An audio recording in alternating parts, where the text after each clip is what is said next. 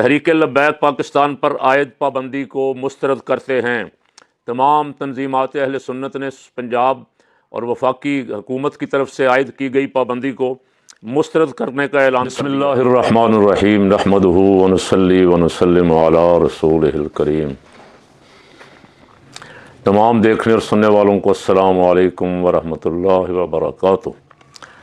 آج لاہور میں تنظیمات اہل سنت کا ایک بڑا پروگرام تھا، آل پارٹیز سنی کانفرنس اس کو کہہ لیں آپ، یا مشاورتی اجلاس کہہ لیں۔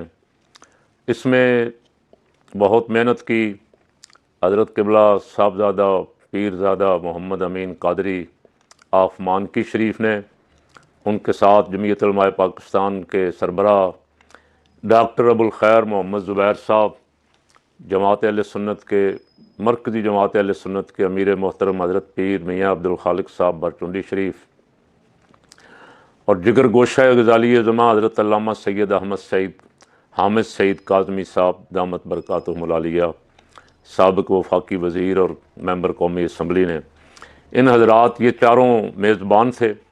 ان کی دعوت پہ ملک کے طول و عرض سے مشائخ کی ایک کثیر تعداد اور بڑے بڑے صاحبان جبہ و دستار اور تنظیمات کے سربراہ اور عہدیداران موجود تھے، اور کافی لمبی نشست تھی، اور اس میں بہت مؤثر تجاویز دی گئیں سب کی طرف سے۔ سب کے نام نہیں لے سکوں گا، بہت معذرت چاہتا ہوں، اور کافی حضرات نے دلچسپی کا اظہار فرمایا۔ امین الاسناد صاحب بھی دامت برکاتہم العالیہ علالت کے باوجود بھی تشریف فرما ہوئے۔ محترم میاں جلیل احمد شرکپوری صاحب اپنے تمام تر مسائل کے باوجود وہاں موجود تھے۔ میاں ولید صاحب بھی تھے، اور کافی سارے مشائخ وہاں موجود تھے، دور و دراز سے آئے ہوئے تھے۔ انہوں نے موجودہ حالات پہ، خصوصاً تحریک لبیک پر پابندی پہ اور اہل سنت کو درپیش دیگر مسائل پہ سیر حاصل گفتگو کے بعد جو فیصلے فرمائے وہ آپ ذرا سن لیں، اور امید ہے کہ آپ کو تھوڑا سا اطمینان حاصل ہوگا۔ اس میں جن حضرات نے محنت فرمائی، خاص کر کے میں صاحبزادہ محمد امین قادری صاحب کو مبارکباد، اور ان کے چاروں ساتھیوں کو جنہوں نے اس کا انعقاد کیا، دل کی گہرائیوں سے مبارکباد پیش کرتا ہوں۔ ایک تو انہوں نے پہلا مطالبہ اعلامیے میں یہ کیا کہ سانحۂ مرید کے پر عدالتی کمیشن قائم کیا جائے۔ دوسرا فیصلہ یہ کیا کہ 25 جنوری 2026 کو مینار پاکستان لاہور میں ملک گیر سنی کانفرنس ہوگی، اور اس میں اہل سنت کو درپیش مسائل کے بارے میں عوام اہل سنت کو لائحہ عمل دیا جائے گا۔ تنظیمات اہل سنت پاکستان کے وفد کے ساتھ اعلیٰ حکومتی عہدیداروں کے مذاکرات میں طے پانے کے باوجود مساجد، مدارس اور خانقاہیں کھولنے، خطباء و علماء کو رہا کرنے کا وعدہ پورا نہیں کیا گیا۔ اس پہ تبصرہ نہیں کرتا ابھی، پہلے آپ کو سنا لوں۔ بلکہ مزید مساجد و مدارس کو بند کیا جا رہا ہے، اور علماء کرام کو گرفتار کیا جا رہا ہے۔ اس لیے ہم دوبارہ مطالبہ کرتے ہیں کہ اہل سنت کی مساجد و مدارس کو فوری طور پر کھول کر مقامی کمیٹیوں کے سپرد کیا جائے، اور بے گناہ کارکنان اور مساجد کے خادمین کو فوری طور پر رہا کیا جائے۔ پنجاب حکومت کی کارروائیوں سے یہ تاثر پختہ ہو رہا ہے کہ یہ صرف ٹی ایل پی کے خلاف آپریشن نہیں، بلکہ پورے اہل سنت کو نشانہ بنایا جا رہا ہے۔ اگر اس تاثر کو عملی اقدامات کے ذریعے ختم نہ کیا گیا تو ملک بھر سے سخت رد عمل آئے گا۔ تیسری بہت اہم چیز، تحریک لبیک پاکستان پر عائد پابندی کو مسترد کرتے ہیں۔ تمام تنظیمات اہل سنت نے پنجاب اور وفاقی حکومت کی طرف سے عائد کی گئی پابندی کو مسترد کرنے کا اعلان کر دیا ہے۔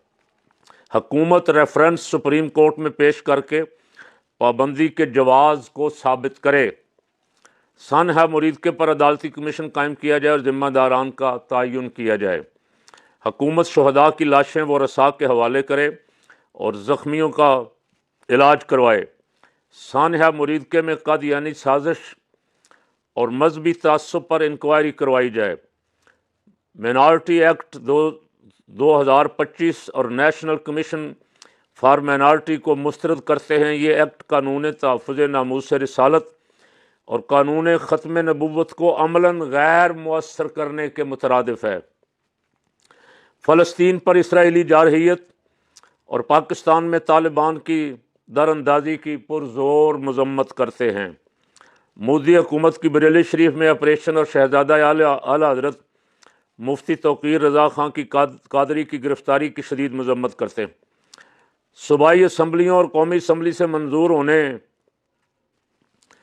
منظور کیا گیا وقف بل مسترد کرتے، حکومت اپنے فیصلے پر نظر ثانی کرے۔ اہل سنت پاکستان کے 80% ہیں، ان کے حقوق کا ہر قیمت پر تحفظ کیا جائے گا۔ 25 جنوری 2026 کو مینار پاکستان لاہور میں ملک گیر سنی کانفرنس ہوگی۔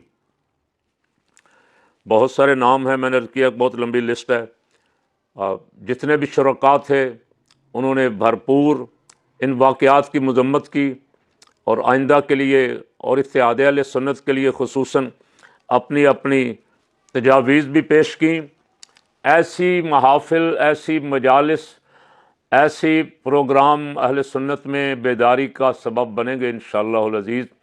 مشائخ کو جس طرح آج تشریف لائے ہیں، ابھی بہت بڑی تعداد موجود ہے مشائخ کی، ان کو بھی باقی ساری اپنی مصروفیات پہ اس کام کو ترجیح دینی چاہیے۔ ہم سب مشائخ ہوں، علماء ہوں، عوام ہوں، ہم سب رسول اللہ صلی اللہ علیہ وسلم کے نام کا صدقہ کھاتے ہیں، ان کے نام کے صدقے جیتے ہیں، ان سے قبر میں اور حشر میں شفاعت کے امیدوار ہیں، اور ان کی عظمت پہ حرف آئے یا ختم نبوت، تاجدار ختم نبوت کے نعرے کے خلاف کوئی سازش کی جائے یا قادیانیوں کو خوش کرنے کے لیے کوئی اقدامات کیے جائیں، یہ کسی صورت بھی قابل قبول نہیں ہے۔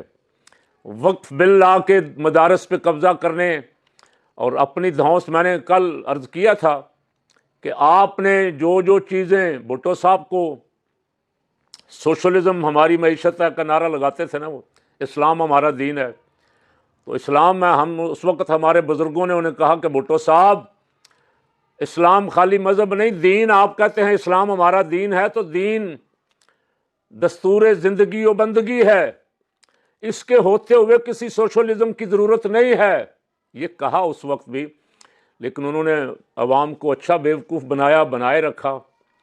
سوشلزم سب فیکٹریاں، بڑی بڑی ملیں، بڑے بڑے کارخانے، سکول، بینک، ادارے سب سرکاری تحویل میں لے لیے، اور سرکاری تحویل میں لینے کے بعد ان کا ایسا بٹھا بیٹھا کہ آج تک پاکستان کی معیشت نہیں سنبھل سکی۔ سرکار نے، میں بہت ساری لمبی بات میں نہیں جاتا، سرکاری سکولوں کا سرکار نے جو حال کیا ہے، ہزاروں گھوسٹ سکول ہیں، ہزاروں، جہاں رجسٹر موجود ہیں، سکول موجود نہیں ہے، کاغذات میں ان کی تنخواہیں بھی جاتی ہیں، وصول بھی کی جاتی ہیں، ان پہ اٹھنے والے اخراجات ہوا میں ہی جو اٹھتے ہیں، اب وہ افسروں کی بیوروکریسی کی جیبوں میں جاتے ہیں یا سیاستدانوں کی جیبوں میں جاتے ہیں۔ ایسے ہی پنجاب میں بھی جو ان سکولوں کا حال ہے، اب یہاں ہماری وزیر اعلیٰ صاحبہ نے کوشش کی کہ یہ سکول کسی طرح ان سکولوں سے جان چھڑائیں۔ اب آپ مسجدیں اور مدرسے قبضہ کرنا چاہتے ہیں، سیدھا سیدھا مسئلہ ہے کہ آپ ان کا بھی ستیہ ناش کرنا چاہتے ہیں، تو اس کے لیے تو ہماری جانیں بھی حاضر ہیں۔ اس کے لیے آپ نے پروپیگنڈا تو بہت کیا، کرتے رہتے ہیں، جو حکومت بھی آتی ہے، سیکولر طبقہ جو بھی آتا ہے، فواد چودھری جیسے ہر پارٹی میں موجود ہیں، اب وہ کوشش کرتے ہیں مذہبی جماعتیں، مذہبی تنظیمیں، مذہب کا نام لینے والے لوگوں کو نیست و نابود کر دیا جائے، صرف ہم سیکولر ناچنے گانے والے یہاں رہیں اور اس کو کنجر خانہ بنا دیں۔ لیکن الحمدللہ ہر دور میں تمام مکاتب فکر سیسا پلائی ہوئی دیوار بن کے ان ناپاک عزائم کے سامنے کھڑے ہوئے، ڈٹ گئے، اور حکومتوں کو جرت نہیں ہوئی، حکومتیں آگے آتی ہیں پھر پیچھے ہٹتی، عوامی دباؤ اور پریشر دیکھ کے تو اب آپ یہ نہ سمجھیں کہ عوام شاید ختم ہو گئے، مر مٹ گئے ہیں یا ان کے جذبے ختم ہو گئے ہیں۔ وقتی طور پہ آپ نے کچھ لوگوں کو پکڑ لیا ہے، ان پہ پرچے بنا رہے ہیں، اور پرچے بھی کس بات کے؟ دہشت گردی کے۔ اندازہ لگائیں، پاکستانی شہری، علماء، امام، حافظ، قاری، جن کو سر آنکھوں پہ بٹھانا چاہیے تھا، اور ان پہ اسرائیل کے خلاف جلوس نکالنے کی وجہ سے دہشت گردی کے پرچے، لو جی دہشت گردوں کی موجیں ہو گئی۔ اور جن کو کبھی قوم نفرت سے دیکھتی تھی، دہشت گرد کہتی تھی، ان سے فاصلہ رکھتی تھی، اور ہمارے ہاں تو کسی دہشت گرد کو الحمدللہ کوشش کرتے تھے کوئی پناہ نہ دے، کوئی ہمارے قریب سے بھی نہ گزرے۔ اب جب آپ کے علماء، آپ کا خطیب، آپ کا امام، آپ کا مؤذن، آپ کا مدرس، آپ کا شیخ الحدیث، آپ کا شیخ القرآن، یہ سارے دہشت گرد ہو گئے ہیں، تو پھر دہشت گرد تو بہت بڑے لوگ ہوئے نا، جو خود کچھ دھماکے کرتے تھے، جو بمبار تھے، جو حملے کرتے تھے مسجدوں سکولوں پہ، وہ اور آپ کا استاذ جس نے آپ کو قرآن پڑھایا، وہ اور آپ کا امام مسجد جو 5 وقت آپ کو جماعت کرواتا ہے، وہ اور آپ کا خطیب جو آپ کو جمعہ پڑھاتا ہے، یہ سب آپ نے برابر کر دیے۔ ایسی دہشت گردی کی عدالتیں میاں صاحب آپ نے قائم کی تھیں، میں سوچتا تھا کہ شاید بعد میں آنے والی حکومتیں یہ دہشت گردی کی عدالتیں ختم کر دیں، یا کم از کم جو بیٹھے ہوئے ہیں اسمبلیوں میں وہ اتنا ہی کر لیں کہ بھائی کوئی ڈیفینیشن دہشت گردی کی کر دیں، یہ تعریف ہے، یہ دہشت گرد ہے۔ جو بھی حکومت کے خلاف نکلے، اپنا آئینی حق احتجاج کا استعمال کرے، وہ آپ کی فہرست میں دہشت گرد ہے۔ اور اب اس وقت جب میں بات کر رہا ہوں تو 75 سالہ میرے استاد محترم، جو میں نے پہلے بھی ان کا ذکر کیا، وہ 50 دفعہ نماز تراویح میں قرآن سنا چکے، ایک رکعت میں پورا قرآن پڑھتے تھے شبینے میں، ان کو سنگل ڈال کے لٹایا، وہ اٹھنے آنے جانے صحت کی وجہ سے ان کے لیے مسائل ہیں، 75 سال عمر ہے، سنگل ڈالے ہوئے آج ان کی تصویر دیکھی، دل پھٹنے کو آیا کہ کاش یہ ہمارے اوپر انسان حکمران ہیں یا کوئی درندے ہیں۔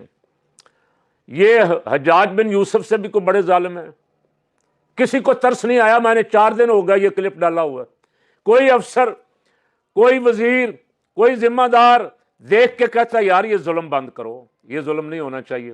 تو یہ تو میرے علم میں آیا نا، ایک میرا تعلق تھا، ایسے سینکڑوں نہیں ہزاروں لوگ پکڑے ہوئے ہیں جو بے گناہ ہیں، اور ان پہ ظلم اور زیادتی ہو رہی ہے، ان کو دہشت گردی کے پرچے کیے ہوئے ان کے خلاف، دہشت گردی کے پرچے۔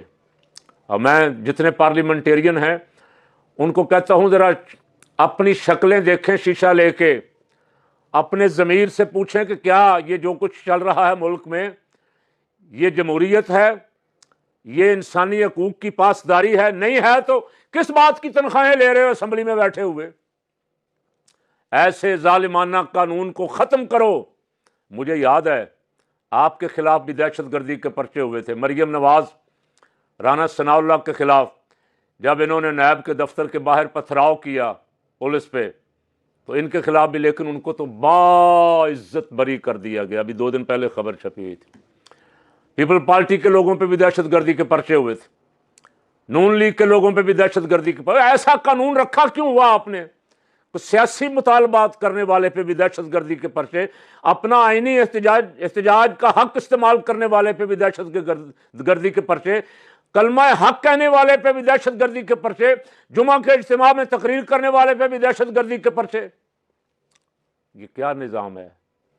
سسٹم آپ کا پکار کے کہہ رہا ہے کہ میں ناکارہ ہو گیا ہوں، میں کھنڈرات میں تبدیل ہو گیا ہوں۔ آپ نے اس کے جو بہت بڑی ہستیوں نے بنایا تھا آئین، جس میں مولانا شاہ نورانی، مفتی محمود، پروفیسر غفور اور بڑے بڑے لوگ تھے، اور سیاستدان بھی وہ تھے جو دیانتدار تھے اس وقت، انہوں نے بنایا تھا۔